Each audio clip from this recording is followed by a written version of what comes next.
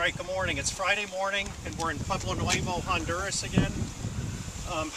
Where we're standing right now is at one component of the water system that's been built and designed by the Engineers Without Borders chapter of Lehigh University.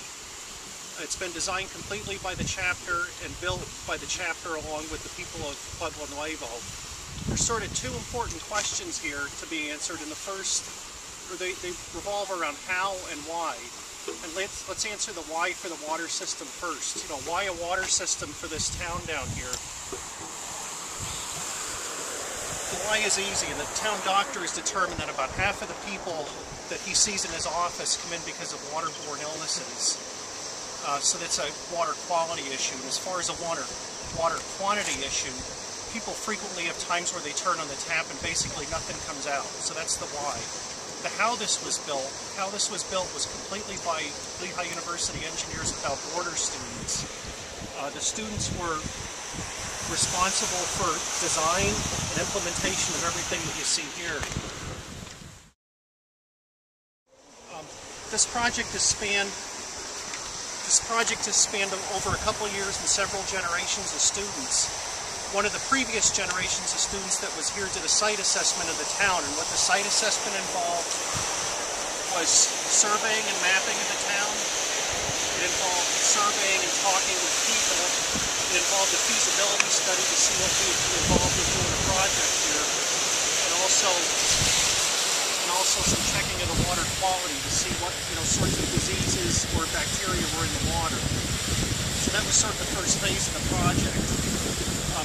After that sort of initial reporting stage, students took those reports from the surveys, went back and incorporated this whole report into a classroom setting which spanned over several semesters. In those several semesters, groups broke up to talk about things like the tank's chlorination system and what was needed here, the actual water system that's underneath us, the tank, the pumping system, which is way down there at the soccer stadium, which we'll be visiting a little bit later. And each of these groups did in-depth studies of everything, every component of the system. So things like the tank and the structure of the tank, the structure of the pump house. The students designed those with the aid of other students, for instance, structural engineering students. They designed these things with the aid of professionals, industry professionals, and also with faculty from Lehigh. Some of the environmental students worked particularly on the chlorination system here. Some of the other students worked on the pumping system down at the pump house, which involved a lot of electricals. It involved pump motor. So the students were responsible for figuring out what kind of materials were needed. They were responsible for material selection and for working with professionals to come up with sustainable needs here. And what we're doing over here right now,